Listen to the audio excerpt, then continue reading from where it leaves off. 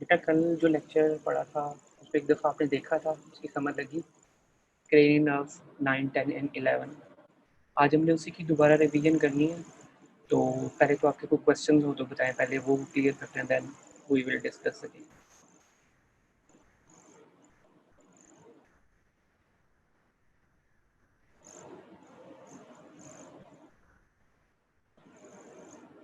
No question?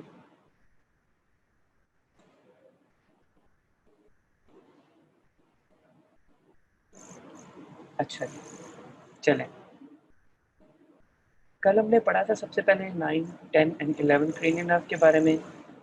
सबसे पहले start करते हैं with the glossopharyngeal nerve. As we discuss about that it is 9th cranial nerve, mixed nerve होती है, sensory भी है, मोटर भी है। सेंसरी में इसके हमने बताया था दो पार्ट्स है, general sensory and special sensory. General sensory आपकी जनरल सेंसेशन लेके जाती है, जैसे पेन, टच, टेम्परेचर। और स्पेशल सेंसरी में ये टेस्ट का पाथवे लेके जाती है from the posterior 1/3 of the tongue. Then motor part, motor जाहिर सी बात है, मसल स्टाइलोफ्रिंजेस। देन पैरासिम्पैथिक जिसको स्क्लीरोमोटर भी कहते हैं, टू द पैरोटिड ग्लैंड। ठीक है।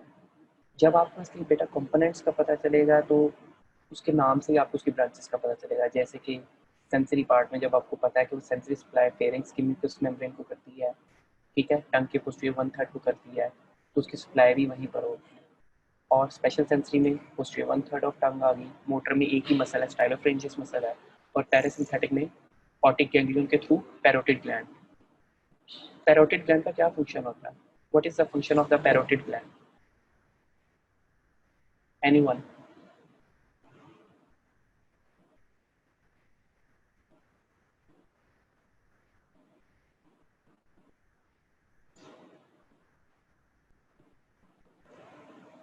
What is the function of parotid gland?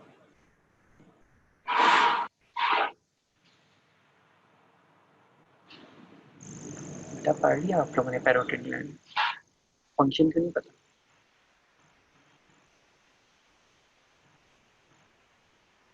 No.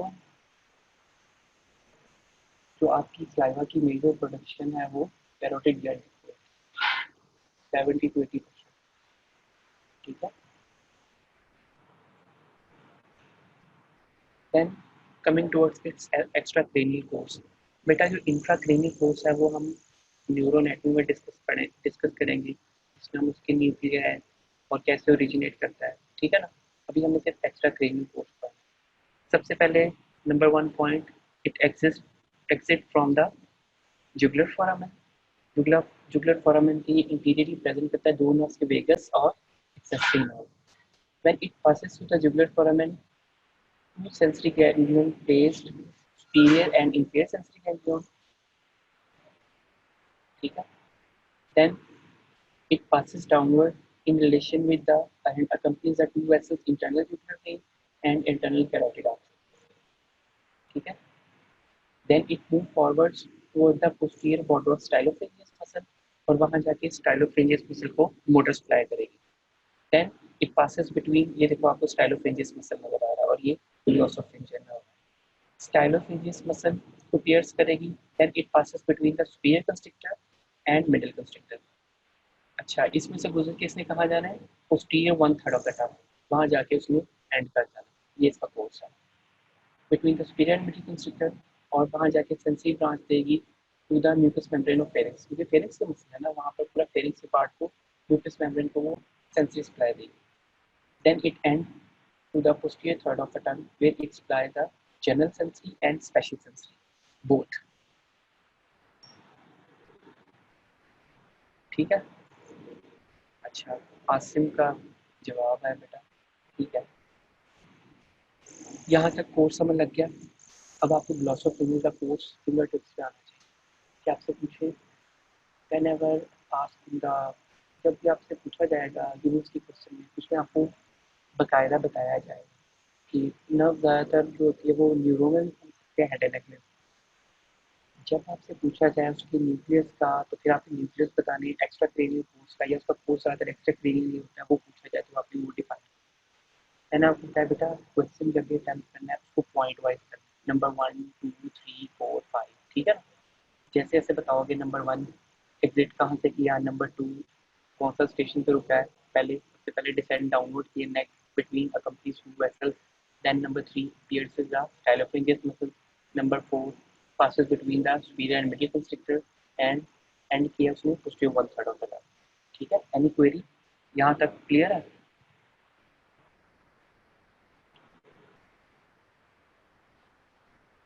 बेटा यहाँ तक किसी को कोर्स की समाधान लगी हो? एनीवन? ओके,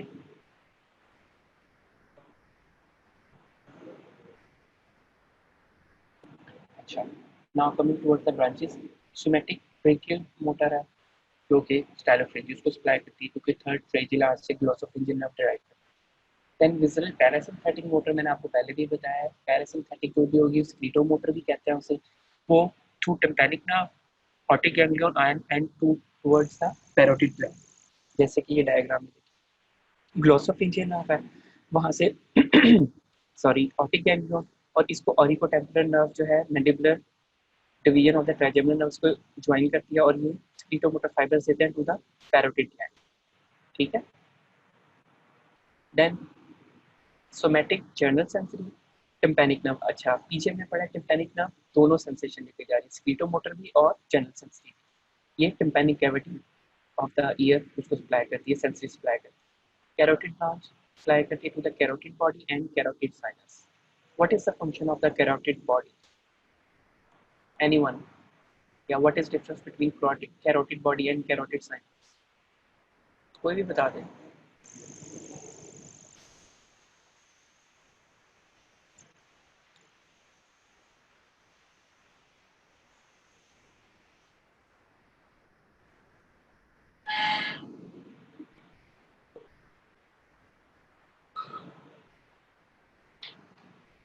नो, किसी को भी नहीं पता?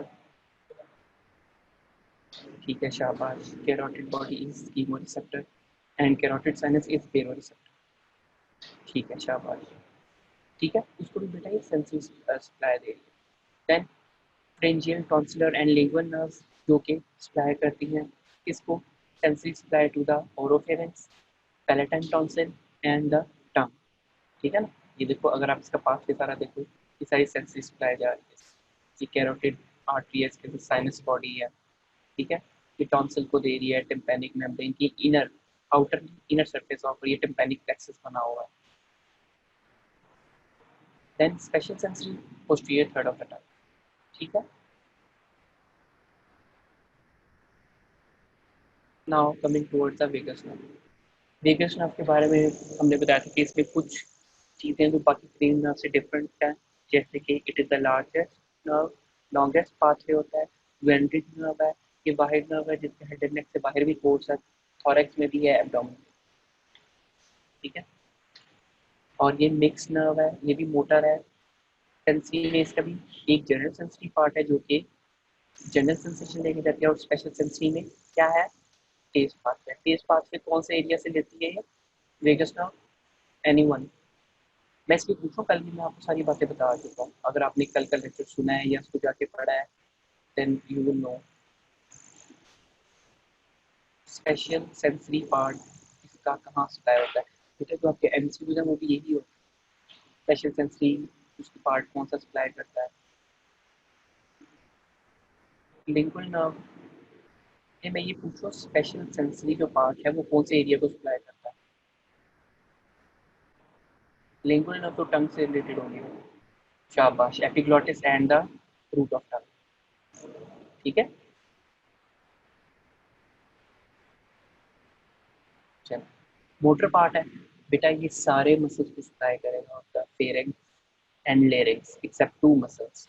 नंबर 1 स्टाइलोफ्रेंजियल, जिसको ग्लोसोफ्रेंजियल सप्लाई करती है, और टेंसर विलाय पैलेटिनी जो कि mandibular nerve to medial pterygoid supply करती है.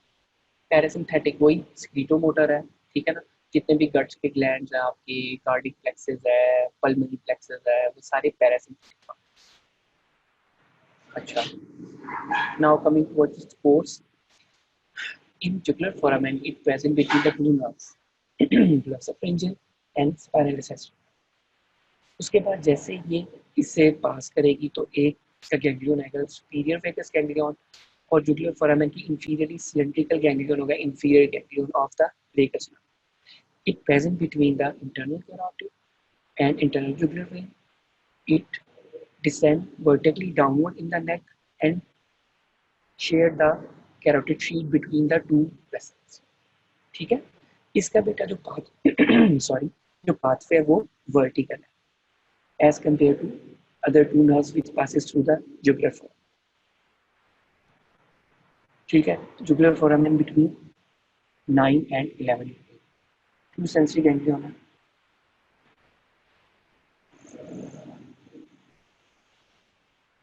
देन एक चीज है, जैसे ही जुगुलर फोरामेन से बाहर निकलेगी क्रेनियल पार्ट ऑफ द या cranial root of the accessory nerve इसको ज्वाइन। क्रेनियल रूट ने पहले स्पाइनल पार्ट को ज्वाइन करना है, दोनों पार्ट में कॉमनली जुगुलर फोरामेन से निकलते ही फिर सेपरेट हो जाए। जो क्रेनियल पार्ट है उसने दोबारा वेगस नर्व को ज्वाइन करना है और जो स्पाइनल पार्ट है वो सेपरेटली डाउनवर्ड मूव करेगा। Cranial root of the accessory nerve joins and it present between the carotid sheath। इसको हम पहले डिस्कस। ब्रांचेस में फ्रेंजियल ब्रांचेस है। Cranial part of accessory nerve भी इसके साथ होगा और इन दोनों ने मिलकर फ्रेंजियल प्लेक्सस बनाना है जिन्होंने मोटर सप्लाई करनी है फेरेंक्स एंड सॉफ्ट पैलेट के सारे मसल को except stylopharyngeus and tensor veli palate. ये सारे बेटा फेरेंक्स के मसल, ठीक है, और ये लेरिंक्स के मसल। अब इसमें ये है स्टाइलोफ्रेंजिस, इसको सप्लाई करिए ग्लॉसोफ्रेंजियल नर्व जो इसको पियर्स भी कर रही है, और tensor veli palatini muscle soft palate का वाहिद मसल है जो कि नर्व टू मीडियम टेरोराइड्स को सप्लाई करता है। बाकी सारे को फ्रेंजियल प्लेक्सिस के थ्रू क्या सप्लाई करिए वेगस। अच्छा, इसमें क्वेश्चन ये आता है कि अक्सर आपसे क्वेश्चन आता है कि write down origin insertion soft palate के मसल्स के बारे में। इसमें क्या आपने डायरेक्ट वेगस नर्व नहीं या फिर उसकी ब्रांच को भी डिस्कस, मतलब आपने ये नहीं कह देना वेगस नर्व सप्लाई दा, ठीक है, उसकी जो मेन नाम तो वेगस है लेकिन आपने उसका प्लेक्सस भी बताना है, फ्रेंजियल प्लेक्सस के थ्रू सप्लाई, ठीक है, डायरेक्टली नहीं आपने बताना कि वेगस नर्व। जैसे कि आप कह रहे हो कि ग्लॉसोफ्रेंजियल के लिंगुअल ब्रांच सप्लाई करें, कर तो ग्लॉसोफ्रेंजियल नहीं लेकिन आप उसकी ब्रांच का भी कि किस ब्रांच के थ्रू उसको सप्लाई कर रही है। अदरवाइज वेगस नर्व तो और भी कई चीज़ों को सप्लाई कर रही है, सेंसरी सप्लाई भी है, स्क्रीटोमोटर सप्लाई भी है। देन सुपीरियर लेरेंजियम, इसके बारे में हमने डिटेल में पढ़ा था कि जब वेगस नर्व आपकी ट्रैवल करती है नेक में, उसके बाद जो थायराइड कार्टिलेज के ऊपर एक ब्रांच निकलती है उसको हमने सुपीरियर का नाम दे दिया, जो नीचे से निकली उसको हमने रिकरेंट का नाम, ठीक है। सुपीरियर लेरेंजियम नर्व में दो नर्व्स होंगी, एक सेंसरी होगी और मोटर होगी। चलिए अब आप मुझे बताएं सेंसरी नर्व का क्या नाम?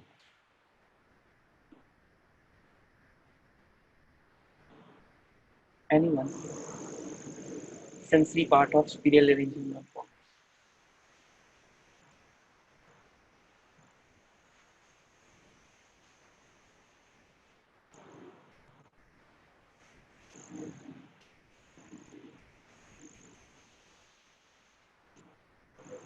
शाबाश, इंटरनल लेरेंजियम, ठीक है। और जो मोटर होगी वो कौन सी होगी? वो होगी एक्सटर्नल लेरेंजियम।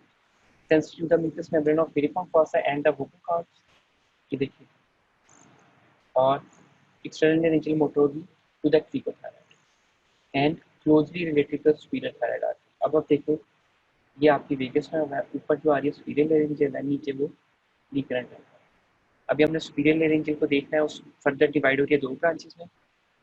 सेंसरी ब्रांच है जो कि superior laryngeal artery के साथ पियर्स करेगी थायरॉइड मेम्ब्रेन और वो अंदर जाके ये सारी sensory supply up to the vocal cords या वोकल फोल्ड्स, ठीक है। दूसरी एक्सटर्नल लेरेंजियल है वो सुपीरियर थायराइड को अकम्पनी करेगी, उसके साथ साथ चलेगी और सप्लाई करेगी क्रीकोथायराइड, ठीक है।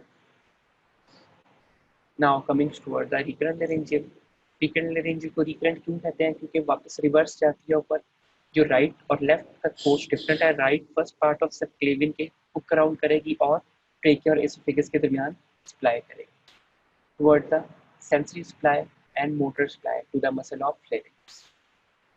और जो आपकी लेफ्ट है वो left common carotid and subclavian के दरमियान हुक सराउंड करेगी और वो असेंड होके between the trachea and oesophagus supply करेगी लेरिंग्सो सेंसरी की और मोटर। ठीक है, राइट साइड फर्स्ट पार्ट। अब इसका एमसीक्यू आ जाता होता है कि फर्स्ट पार्ट ऑफ जो राइट साइड की है वो hooks around first part, second part, third part, yards of aorta. ठीक है ना। Now coming towards this branches, it is closely related to inferior thyroid artery. ठीक है ना। सुपीरियर थायराइड से रिलेटेड कौन सी होती है? एक्सटर्नल लेरिंज। जैसे कि आपको नजर आ रहा है ये ऊपर की तरफ सेंड कर रही है और नीचे जो पोस्टीरियरली नजर आ रही है इंफीरियर थायराइड आर्टरी। ठीक है। इसलिए जब भी थायराइडेक्टमी करेंगे आप क्लिनिकली क्वेश्चन दे सकते हैं कि during the thyroidectomy which two nerves and two arteries the surgeon must preserve। ठीक है।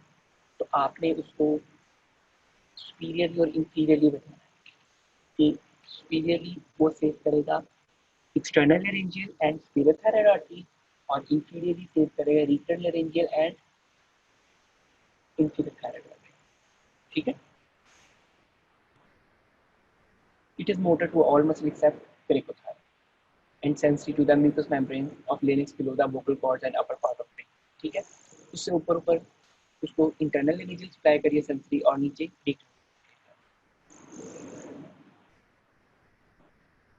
Special sensory root of tongue and epiglottis. ठीक है। देन पैरासिम्पैथिक ब्रांचेस हैं, इसमें इनवॉलेंट्री मसल्स ग्लैंड्स आ गए, ट्रेकियोब्रोंकियल ट्यूब आ गए, एसोफेगस आ गए, पल्मोनरी एंड एसोफेजियल प्लेक्सस आ गया, cardiac plexus and alimentary tract as far as left colic flexure. Left colic flexure होता है। ठीक है ना। वहां तक इसने सप्लाई करनी है सर पैरासिम्पैथिक। सर जी जी। सर थोड़ा सा ना ऊंचा बोले, स्टूडेंट्स कह रहे हैं आवाज़ आपकी कम है, अच्छा, ऊंचा बोले ज़रा। अब आ रही है सही आवाज? जी सर, अच्छा बस थोड़ा सा ऊंचा बोलना, बाकी ठीक है। ठीक है। अच्छा, पैरासिम्पैथिक सप्लाई है वो इनवॉलेंट्री मसल्स हैं और ग्लैंड्स ऑफ ट्रेकियोब्रोंकियल हैं and oesophagus pulmonary and oesophageal plexus है और हार्ट में कार्डिक प्लेक्सस बनाएगा, वो भी पैरासिम्पैथिक उसकी ब्रांचेज होंगी। और एलिमेंट्री ट्रैक्ट जो है वो एज लेफ्ट कोलिक फ्लेक्शन। ठीक है। यहाँ तक बेटा वेगस नर्व का कोर्स, उसकी ब्रांचेस, कोई चीज समझ ना लगे उसको दोबारा डिस्कस कर रहे हैं। Anything?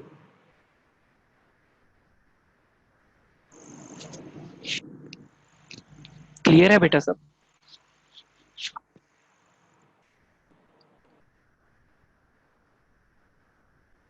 सेस्ट्री nerve, सेस्ट्री nerve is 11th cranial nerve है। ये सिर्फ मोटर नर्व होती है और it consist of two parts, number one cranial part and number two spinal part. ठीक है। सबसे पहले हम एक्स्ट्रा क्रेनियल कोर्स करेंगे ऑफ द क्रेनियल पार्ट।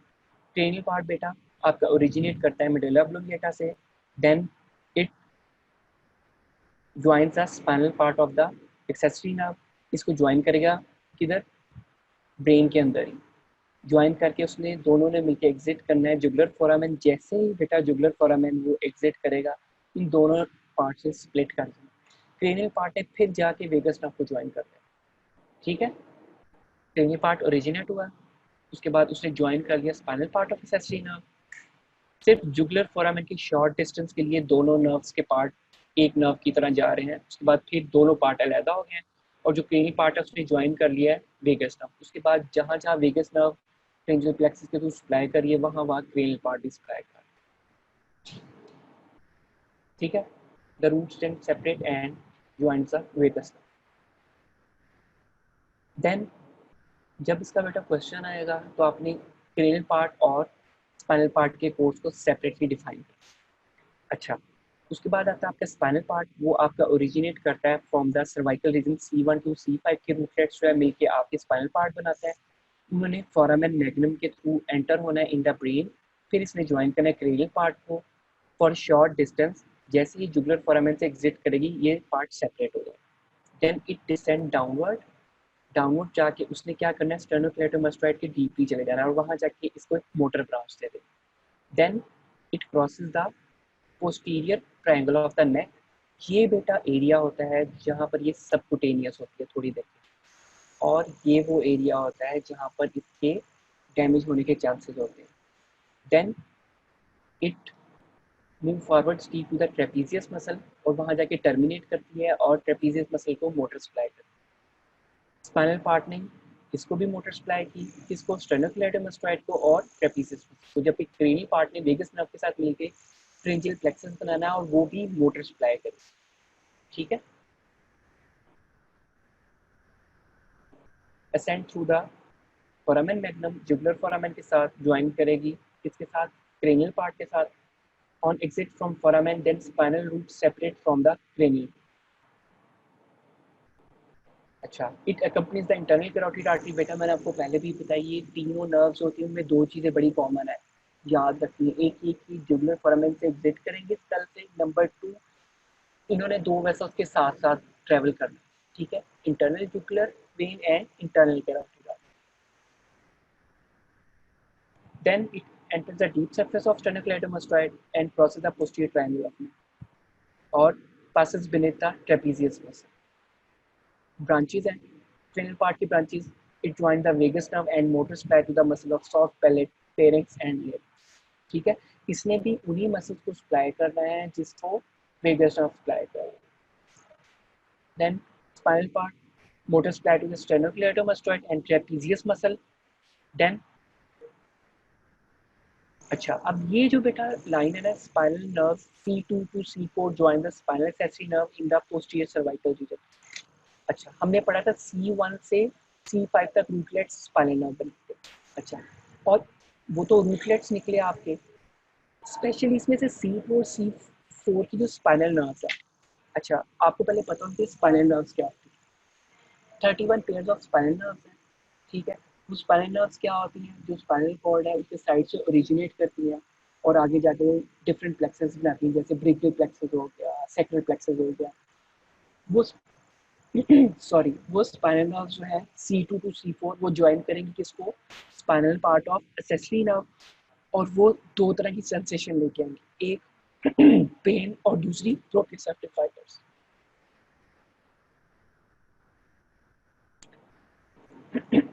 यहाँ तक बेटा क्लियर है?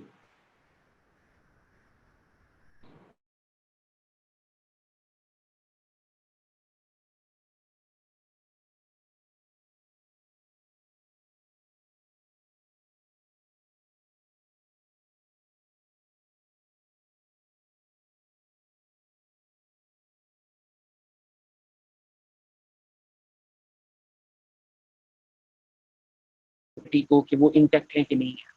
ठीक है, ये मेडिकल का एमबीबीएस में जब आप जाओगे इंशाल्लाह, उसमें जब आप वार्ड्स में जाओगे तो आपसे ये शॉर्ट केस भी होता है, लॉन्ग केस भी होता है कि आपने क्रेनियल नर्व की इंटेग्रिटी कैसे टेस्ट करनी है। ये आपको एनाटॉमी में भी क्वेश्चन आ जाता है। ठीक है ना, ग्लोसोफ्रेंजियल और वेगस नर्व को हमेशा इकट्ठे टेस्ट करते हैं। ठीक है, और स्पाइनल एक्सेसरी, जो एक्सेसरी नर्व है उसके दोनों पार्ट्स में से ज़्यादातर हम स्पाइनल पार्ट को टेस्ट करते हैं। क्लियर हो गया? सबसे पहले coming towards the lesion of the glossopharyngeal nerve. Normally बेटा आइसोलेटेड लीजन इसकी अनकॉमन है, जब भी क्रेनियल नर्व्स होंगी ये तीनों इकट्ठी जाती, क्योंकि ये एक फोरामेन से निकली है और इनका कोर्स एक साथ साथ है। बहुत कम चांसेस होता है, क्योंकि अगर कोई ट्यूमर भी इनको क्या कहते हैं कंप्रेस करेगा तो तीनों नर्व्स को इकट्ठा करेगा, ये नहीं कि एक को आइसोलेट करे। लेकिन कुछ मतलब के केसेस ऐसे होते हैं कि जिसमें सिंगल नर्व भी डैमेज हो जाती है, जैसे कि एसेसरी नर्व, क्योंकि उसका जब पोस्टीरियर ट्रायंगल को आर्च करेगी तो वहाँ से पेनिट्रेटिंग वूंड खाली accessory spinal part of accessory nerve को डैमेज कर सकती है। Taste is absent on the posterior third of tongue. अच्छा, अब इसी से बेटा इसका टेस्ट भी आ जाता है, और gag reflex is absent on the side of legion. अब क्या होता है बेटा, इसके दो टेस्ट होते हैं।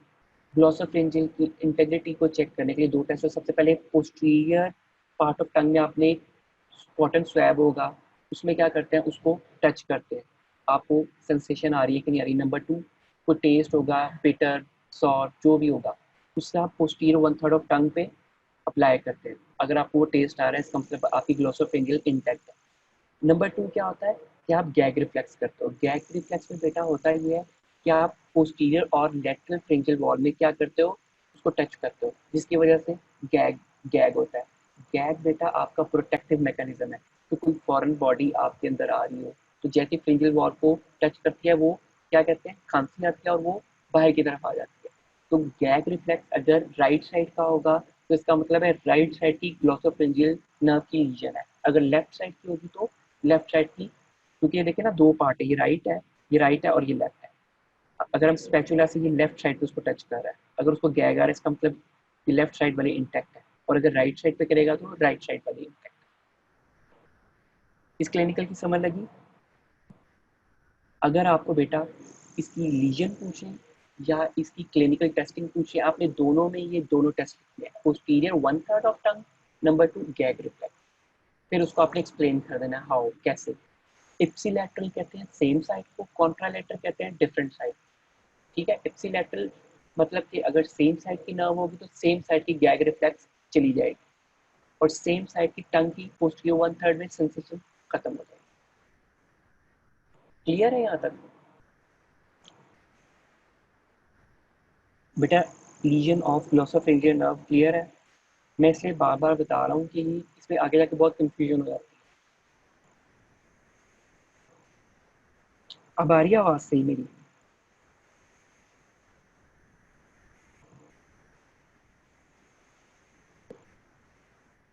चलिए ठीक है। नेक्स्ट बेटा आ गई ग्लोसोफेरिंजियल न्यूरैल्जिया। बेटा जहाँ भी मायल्जिया मसल से रिलेटेड पेन को कहते हैं न्यूरैल्जिया। बेसिकली जहाँ भी आ जाए सिवियर नर्व एसोसिएटेड पेन होती है। अब ग्लोसोफेरिंजियल आ गई तो जहाँ जहाँ ग्लोसोफेरिंजियल सप्लाई कर रही है उस जगह उसकी पेन सेंसेशन आपको आएगी। It is uncommon and it's cause is unknown. अच्छा, कल मैंने इसको थोड़ा सा सर्च किया, इसमें बेसिकली कोई इन्फेक्शन हो सकता है किसी भी तरह का, कोई वायरल इन्फेक्शन, कोई बैक्टीरियल इन्फेक्शन। वैसे इसकी कोई एग्जैक्ट कॉज कोई नहीं है।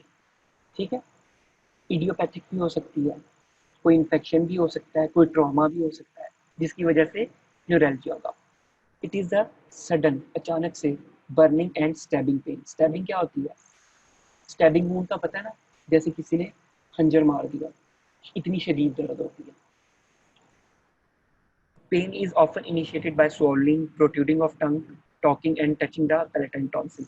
बेटा पेन उसी वक्त एसोसिएट होगी जहां पर इसके सेंसरी पार्ट्स अप्लाई कर रहे हैं। देखो ना, स्वेलिंग करोगे, पोस्टीरियर फ्रेंजियल वॉल की म्यूकस मेम्ब्रेन को ग्लोसोफ्रेंजियल सप्लाई कर रही है, टंग की पोस्टीरियर 1/3 को ग्लोसोफ्रेंजियल सप्लाई कर रही है, और पैलेटाइन टॉन्सिल को भी ग्लोसोफ्रेंजियल सप्लाई कर रही है। नॉर्मली एक पेशेंट आया है एग्जामिन करवाने टॉन्सिल, उसके पैलेटाइन टॉन्सिल को टच किया और उसको पेन एग्रीवेट कर गई है। This is called as glossopharyngeal neuralgia.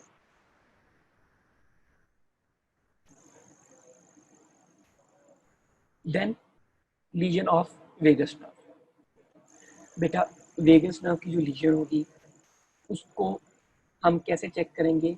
Same जैसे ग्लोसोफ्रेंजियल को करते हैं, सिर्फ एक डिफरेंस है। ग्लोसोफ्रेंजियल में आप पोस्टीरियर 1/3 ऑफ टंग में टेस्ट और जनरल सेंसरी पाथवे भी देख लेते हो। वेगस नर्व में आपने एक और टेस्ट ऐड कर देना है, गैग रिफ्लेक्स दोनों में होगा।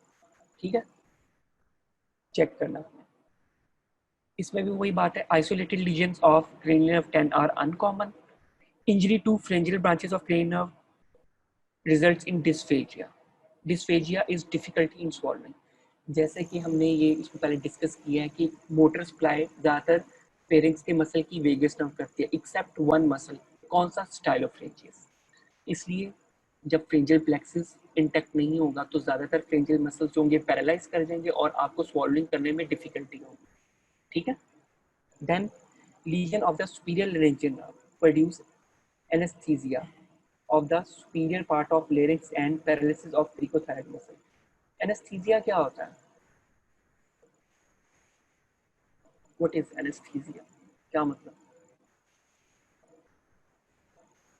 पेशेंट को एनेस्थीसिया दे दिया, इसका क्या मतलब हो गया? लॉस ऑफ सेंसेशन होगी ना, अनअवेयर टू पेन। मतलब क्या होगा कि वहाँ की सेंसरी सप्लाई खत्म हो जाएगी। ठीक है, और superior part of larynx and paralysis of the cricothyroid muscle.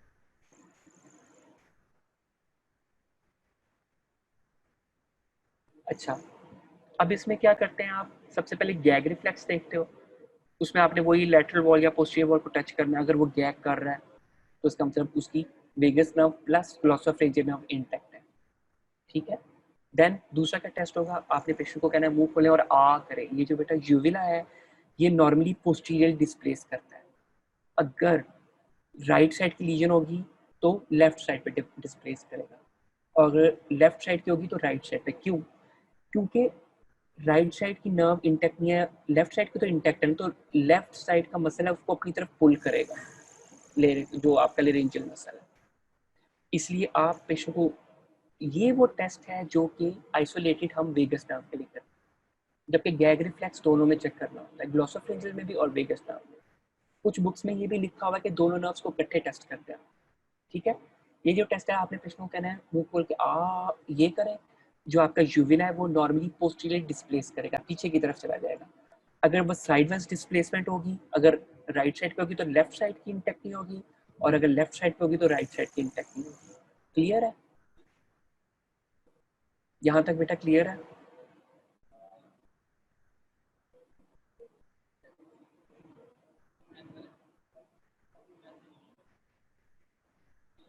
अभी इसको डिस्कस करने के लिए हमारे पास पूरा टाइम है, ठीक है। Then the voice is weak and tires easily, जाहिर सी बात है वोकल फोल्ड्स को भी सप्लाई कर रही है, ठीक है ना, जिनका मेन काम क्या है, voice production. Injury to recurrent laryngeal nerve, बेटा सबसे ज़्यादा जो वीगस नर्व की ब्रांच इंजर्ड करती है वो कौन सी है, रिकरेंट लेरिंजियल है।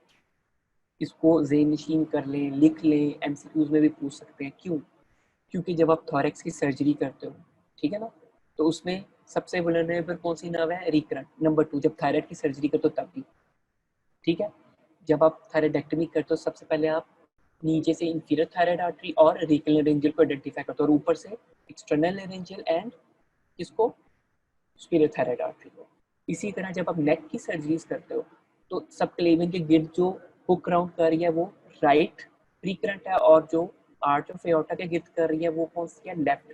अच्छा, अब एनोरिज्म क्या होता है बेटा, aneurysm is the abnormal dilatation of the arteries vessels. क्या होता है, जो वेसल्स होते हैं उनकी वॉल वीक हो जाती है और उसमें डायलिटेशन हो जाती है। डायलिटेशन मीन वो स्वेल हो जाती है, जब वो स्वेल होंगी तो ऊपर जो नर्व उसके गुजरी होगी उस पर कंप्रेशन होगी, जिसकी वजह से आपके सिम्टम्स आएंगे, आना शुरू हो जाएंगे, या वो नर्व अपना काम करना कम कर देगी या छोड़ देगी, या वो डैमेज हो जाएगी, एनोरिज्म, ठीक है। या नेक, आप नेक की कोई सर्जरी कर रहे हैं, कोई लिम्फ नोड्स निकाल रहे हैं, तो उसमें आपने नर्व को भी डैमेज कर दिया।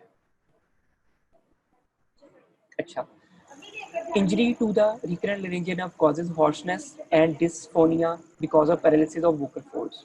जैसे कि हमने बताया है कि vocal folds को सप्लाई कर रही है, तो क्या होगा उससे, हॉर्सनेस, आवाज भारी हो जाएगी, और डिस्फोनिया, एबनॉर्मल साउंड प्रोड्यूस होगी, वो बोलना कुछ चाहेगा और sound abnormal inappropriate sound produce होगी, ठीक है। और अगर दोनों रिकरेंट लेरिंजियल नर्व डैमेज होगी, जो कि बड़ा अनकॉमन है, तो उसमें एफोनिया, आप हमेशा के लिए उसकी आवाज को खत्म कर दो। और इंस्पायरेटरी स्टाइडर ये होता है, जब आप इंस्पायर करते हो तो एक सीटी की आवाज आती है, उसे हम इंस्पायरेटरी स्टाइडर कहते हैं, ठीक है। मतलब जब आप एज ए सर्जन, ठीक है बेटा, जब आप एज ए सर्जन बनते हो, इंशाल्लाह आप लोग बनोगे, तो उसमें क्या होता है, आपकी बड़ी रिस्पॉन्सिबिलिटी होती है। आपकी एक छोटी सी गलती क्या करेगी, पेशेंट को सारी ज़िंदगी के लिए सफ़र करवाएगी। इसीलिए एनेटमी इतनी ज़रूरी है सर्जरी के लिए, कि जब आपको बेटा नॉर्मल एनेटमी पता होगी, जब आप नेक खोलोगे, जब आपने पढ़ा होगा इंफीरियर सरफेस ऑफ थायराइड, जब आप इंफीरियर बॉर्डर पे जाओगे तो आपको कौन सी नर्व को देखना है, जब आप उसको टच करोगे, जब आप उसको देखोगे, तो आपको अंदाज़ा होगा। इसलिए जब तक आपको उसकी एनेटमी का नहीं पता होगा कि वो कहाँ पर प्रेजेंट है, तो आप फिर यही है उसको डैमेज ही करोगे ना। इसलिए ये आपकी रिस्पॉन्सिबिलिटी होती है। अगर आप उसको डैमेज कर दोगे तो उसके लिए इरिवर्सिबल डैमेज है पेशेंट के लिए, सारी ज़िंदगी के लिए उसकी हॉर्सनेस ऑफ वॉइस होती है और डिस्फोनिया हो गया उसमें, ठीक है ना, मतलब आप उसको डिसेबल कर रहे हो पेशेंट को।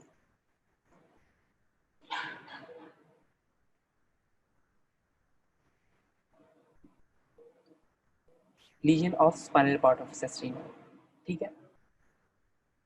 It crosses posterior triangle of neck and relatively superficial in position, ठीक है ना। इसको हम पहले भी डिस्कस कर चुके हैं। It is injured bye operating and penetrating. Basically होता है ये बेटा, नेक में किसी ने स्टैब वूंड कर दिया है, छुरी मार दी है, ठीक है ना, पोस्टीरियर ट्रायंगल में सुपरफिशियल पड़ी है, वो नर्व कट गई है, या क्या हो गया, कोई लिम्फ नोड्स आप क्लियरेंस कर रहे हो कुछ सर्जरी के दौरान, उससे क्या होगा, पैरालिसिस ऑफ स्टेर्निकुलेटोमास्टोइड। अब इसमें बेटा दो टेस्ट करने होता है। क्या होता है कि आपने राइट साइड की अगर टेस्ट करना है तो आपने पेशेंट के लेफ्ट साइड पे उसके चीक पे हाथ रखना है और उससे कहना है कि मेरे हाथ की तरफ अपने फेस को मूव करो जोर से, और आपने खुद भी प्रेशर अप्लाई करना है, तो पेशेंट उसको मूव करेगा। बेसिकली स्टेनोक्लेटोमास्टोइड आपके रोटेटरी मूवमेंट ऑफ जो आपके हेड है उसमें उसको काम देता है। अब ये देखो, ये जो आपको बॉर्डर नजर आ रहा है, ये देखिए, ये स्टेनोक्लेटोमास्टोइड, आपको ये प्रोमिनेंट मसल भी नजर आएगा। आप घर में भी ये टेस्ट कर सकते हो और उससे पता चलेगा आपका राइट साइड का इंटैक्ट है। इसी तरह लेफ्ट साइड के को चेक करना है तो आपने राइट साइड की चीक पे हाथ रखना है और पेशेंट को कहना है कि इस तरफ जोर लगाएं, और आपने अपने हाथ से खुद भी जोर लगाना है, ठीक है। उससे क्या होगा,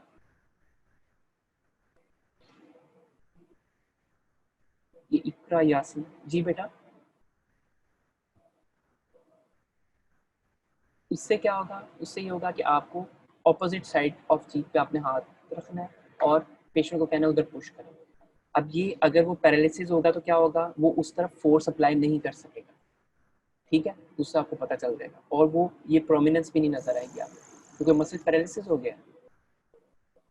इसी तरह ट्रेपीजियस मसल है, उसका सिंपल सा टेस्ट है, आपने दोनों शोल्डर्स पे हाथ रखना है और उसे कहना है अपने कंधों को ऊपर की तरफ उठाओ, ठीक है ना, श्रगिंग ऑफ शोल्डर। आपने प्रेशर अप्लाई करना है हल्का सा और उससे कहना है अपने कंधों को ऊपर की तरफ करो। जिस साइड का नहीं ऊपर की तरफ मूव कर रहा होगा मतलब कि उस साइड की नर्व डैमेज हो। ये इसका क्लिनिकल टेस्ट भी है। Jugular फोरामन syndrome. It is characterized by paralysis of 9, 10th, and 11th cranial nerve. It is due to tumor obstructing the jugular foramen. Symptoms are related to paralysis of nerve. ठीक है, इसमें तीनों nerves के symptom आएंगे, मतलब कि 9 से शुरू हो जाए ग्लोसोफेरिंजियल से। नंबर 1 क्या होगा, गैग रिफ्लेक्स एब्सेंट होगा। नंबर 2 क्या होगा, जाहिर सी बात है फेरिंग्स के मसल वेगस नर्व होगी तो क्या होगा, डिस्फेजिया होगा, ठीक है। और क्या उसके फर्दर हमने क्या पढ़ा था, गैग रिफ्लेक्स तो दोनों में एब्सेंट होता है। उसके बाद क्या होगा, पेशेंट की नेक हेड की रोटेटरी मूवमेंट नहीं होगी, देन श्रगिंग ऑफ शोल्डर नहीं होंगे। जितने भी सिम्टम है सेंसरी हो या मोटर हो सारे इसमें प्रेजेंट होंगे, ठीक है। यहाँ तक बेटा किसी को समझ न लगी हो। अब हमने आगे क्लिनिकल सिनेरियो डिस्कस करने हैं इसी से रिलेटेड।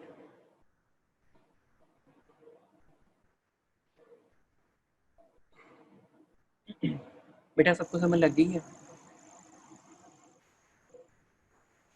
सॉरी बीच में मेरी आवाज़ जरा कम हो गई थी, तो जो चीज़ नहीं क्लियर हुई मुझे बता दो, मैं दोबारा रिवाइज करवा देता हूँ।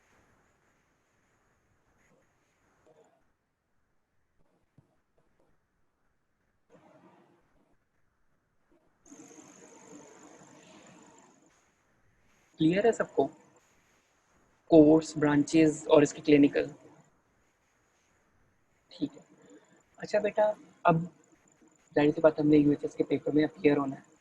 अब नॉर्मली आपसे इसके सिनेरियो जो हैं वो डायरेक्टली नहीं पूछेंगे आपसे, आपको डायरेक्टली क्वेश्चन नहीं आएगा। अच्छा, एक्स्ट्रा क्रेनियल कोर्स करवा दें बेटा, किसका करवा दूँ?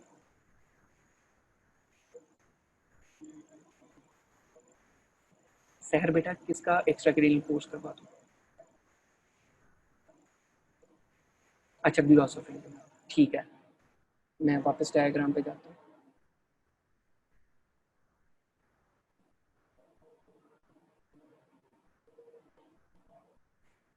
बेटा आदत डालें डायग्राम से पढ़ने की, उससे ये होता है कि आपको जो पिक्चर मेमोरी होती है वो हमेशा रहती है।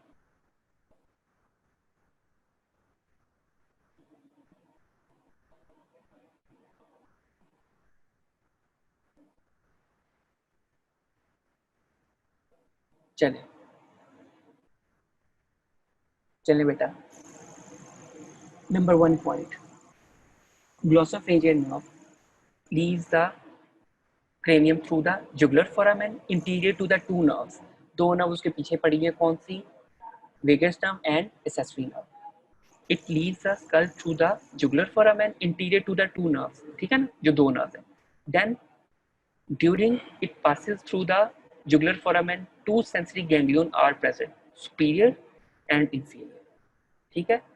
Then it descends downward along accompanies the two vessels. कौन सी vessels जिसको accompany करेगी? Internal jugular and internal carotid. ये आ रही है glossopharyngeal, downward neck, और इसने accompany करना है, एक उसके राइट पे होगी, लेफ्ट पे होगी internal jugular and internal carotid. Then it move forwards and reaches the posterior border of muscle stylopharyngeus muscle where it pierces the muscle. इसने क्या करना है, जब इन दोनों वेसल्स के दरमियान से उसने ट्रांसफर्स करना है और स्टाइलोफ्रिंजियल मसल्स के पोस्टीरियरली जाके उसको पियर्स कर देना है. जैसे ही उसको पियर्स करेगी बेटा, वहां पर उसको एक मोटर सप्लाई की एक ब्रांच दे देगी. ठीक है.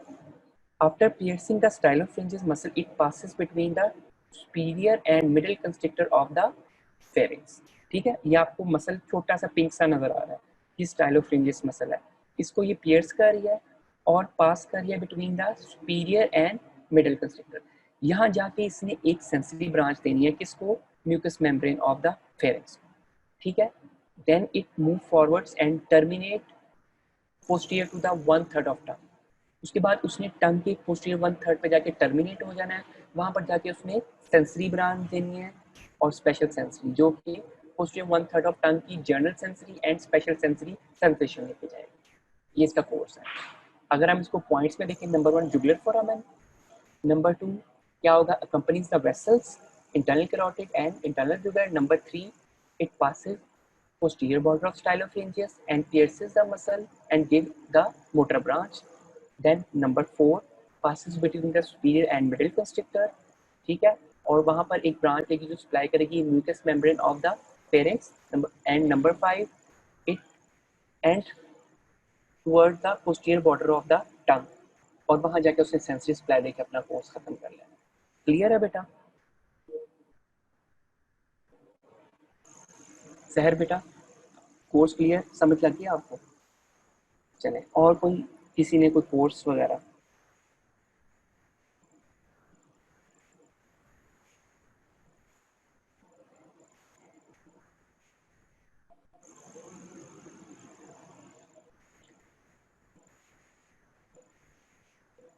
और बेटा वेगस नर्व और कोई इसकी ब्रांच और उससे रिलेटेड कोई चीज?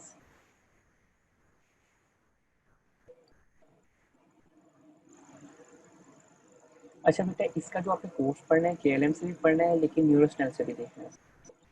ठीक है. तो आपने दोनों बुक से कंसल्ट करना है, क्योंकि कुछ चीज़ें उसमें दी हुई है, कुछ उसमें दी हुई है. तो आगे जब हम डिस्कस करेंगे तो उसको डिटेल में पढ़ेंगे. बाकी सबको समझ लग गया?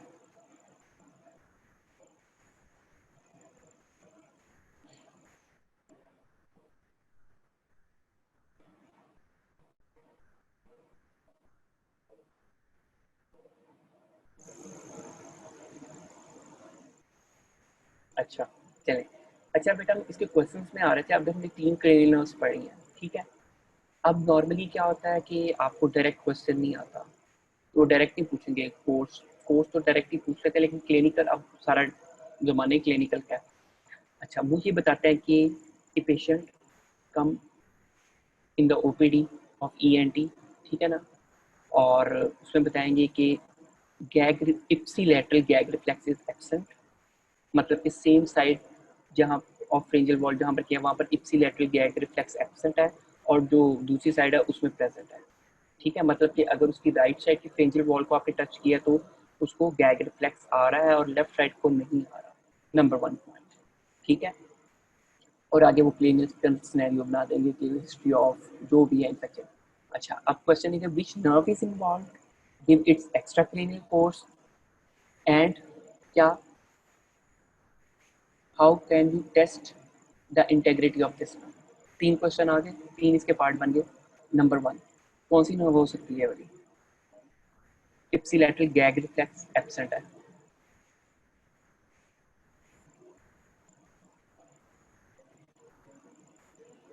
अब जब आपको नर्व नहीं पता होगी तो कोर्स किसका लिखा है?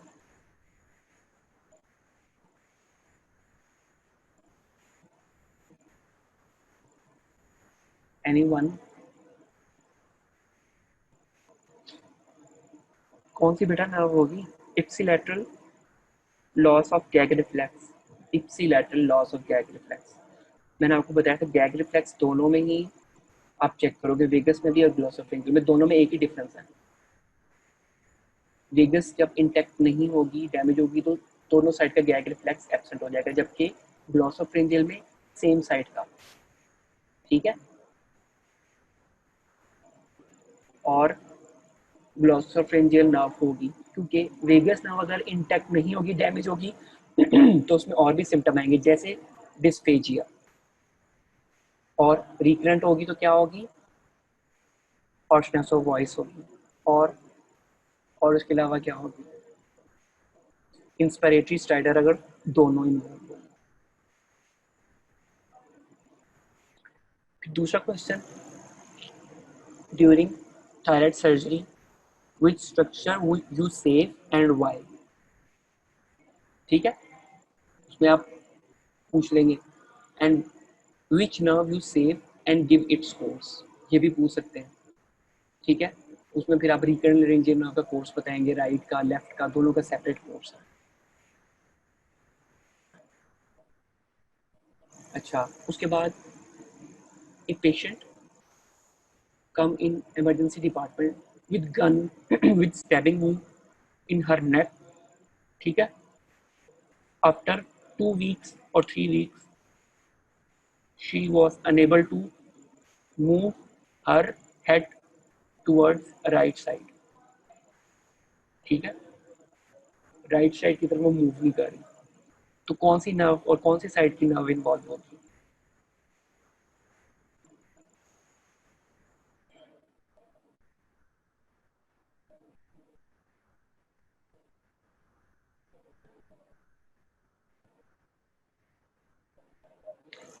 स्पाइनल पार्ट ऑफ सेस्ट्री nerve, left side.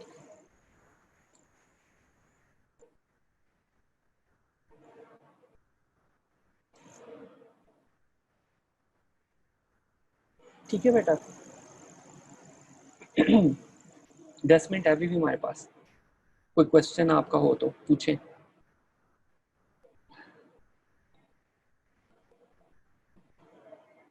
Any question बेटा? सब क्लियर हो गया, सारी समझ आ गई?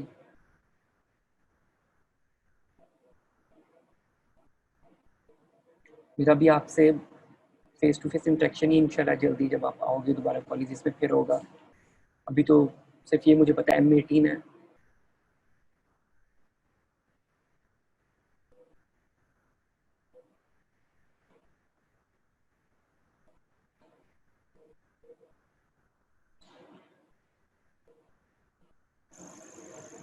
बेटा आपने KLM से भी एक दफ़ा रीड करना है, स्नेल से भी।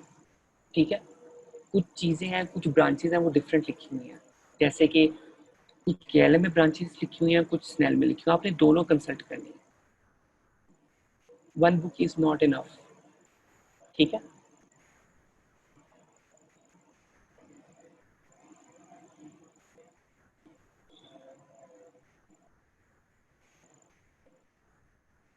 कोर्स सिंपली ये है कि देखो बेसिक बेटा, अगर आपकी अंडरस्टैंडिंग हो ना, आपको नर्व का पता हो, तो आप उसमें एक बुक रखो जो आपकी मेन बुक है। अब तो खैर आप लोगों को सेकेंड ईयर का भी एंड है, आपको सारी चीज़ों का पता है।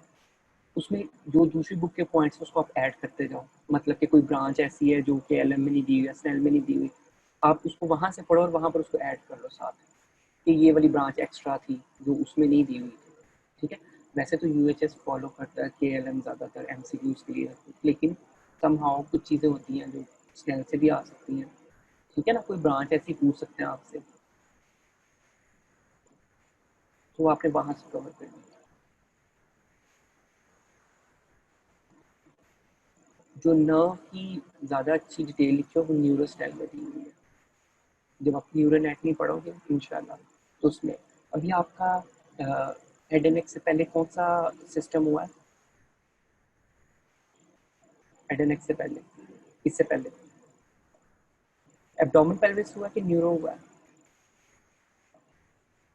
पेल्विस एब्डोमेन हो गया बेटा, ठीक है, एब्डोमेन पेल्विस हो गया, ठीक है। अब आप इसके बाद न्यूरो होना, ठीक है, इंशाल्लाह न्यूरो में हम इसको डिटेल में पढ़ेंगे। तो आपको अपनी डेट शीट का भी पता चल गया होगा, आपके शायद जनवरी में एग्जाम है।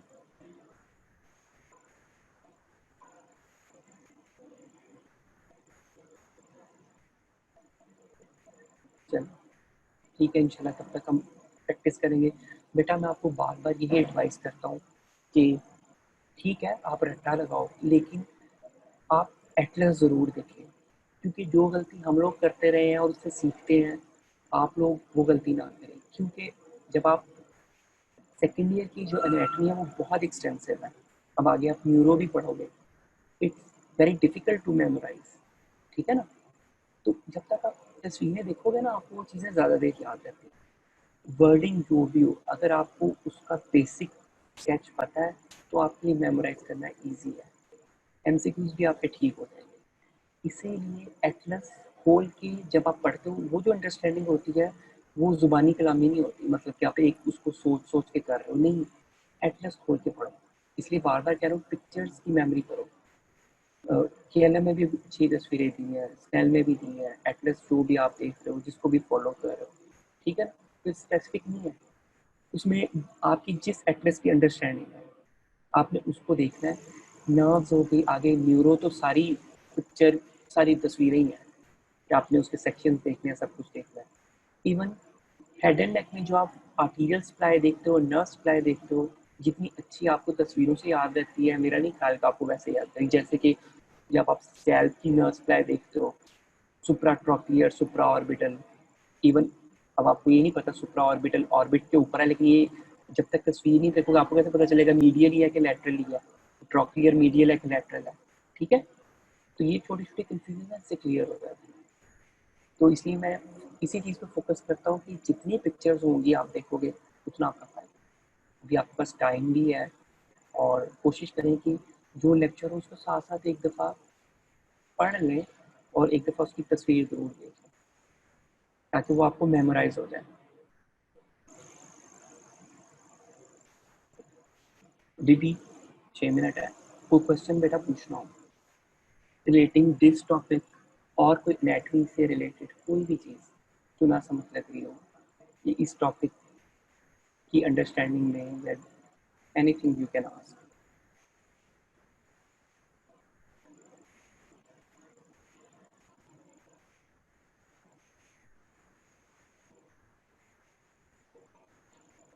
आप लोग सब पढ़ रहे हो ना घर में रेगुलरली?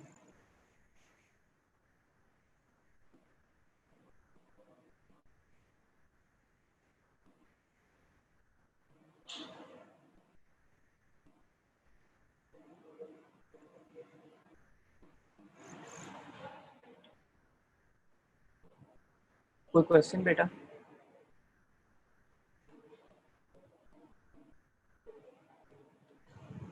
अच्छा, नेक्स्ट जो बेटा हमारा है, क्या कहते हैं, वीक, उसमें भी रिवीजन क्लास ही है। तो एनी सजेशन, उसमें कोई टॉपिक आप लोगों ने रिवाइज करना हो, कोई जो पीछे पड़ा हुआ है हेड एंड नेक का कोई टॉपिक जो डिफिकल्ट हो, जिसको हम डिस्कस कर लें। इसको तो हमने 2 दफ़ा डिस्कस कर लिया, कि जिसकी आपको अंडरस्टैंडिंग नहीं है, या जो हम दोबारा पढ़ना चाह रहे हैं, या जिसको दोबारा डिस्कस करना चाहते हैं, या आप चाह रहे हो कि सिनेरियोज डिस्कस करें हम रिलेटेड, जो भी आप क्या बताना चाहें, एनीथिंग।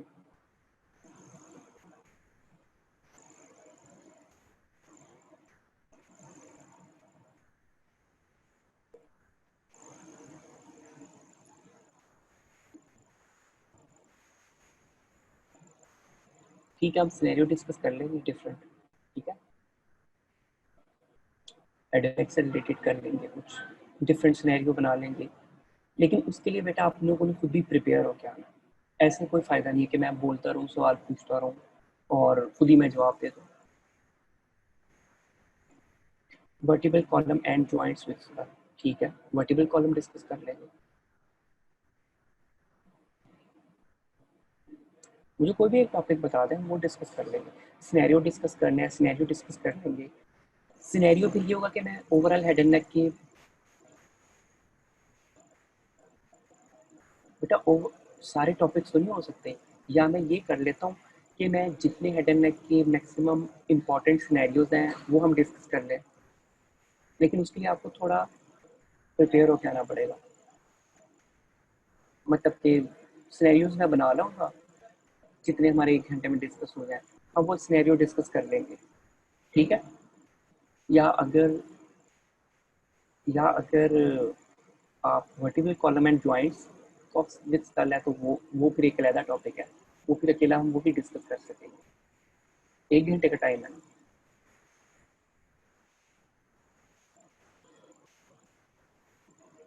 जो आप मुझे बता दें, मैं जो इम्पोर्टेंट सिनेरियोज हैं जितने भी आपकी हेड एंड नेक के हैं, मोस्टली कोशिश करूँगा जो इम्पोर्टेंट सिनेरियोज आपके आते हैं वो हम डिस्कस कर लें जितने भी 1 घंटे में हो गए। मैं डिफरेंट देखूँगा ना सिनेरियोज, जो जो क्वेश्चन आए हैं तो एज इट इज़ कुछ यूज हों या जो कोई ऐसे हों, वो फिर हम आपस में डिस्कस कर लेंगे कि ये कैसे है, ठीक है। सब इसी से हैं कि हम सिनेरियोज डिस्कस करें, सब इसी से एग्री है।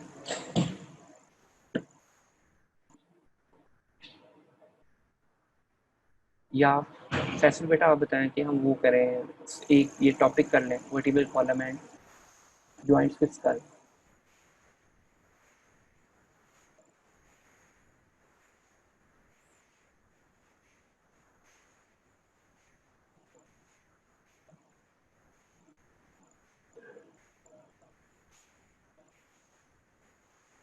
ठीक है, वर्टिकल कॉलम फिर करा दें, या वर्टिकल कॉलम के जॉइंट्स।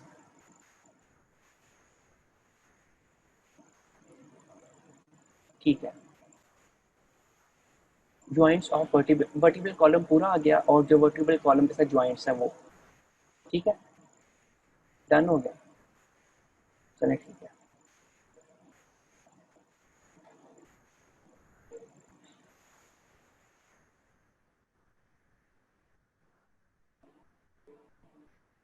आपका जॉइंट्स का लेक्चर हो गया है वैसे, वर्टिकल कॉलम और उसके जो जॉइंट्स हैं, ठीक है।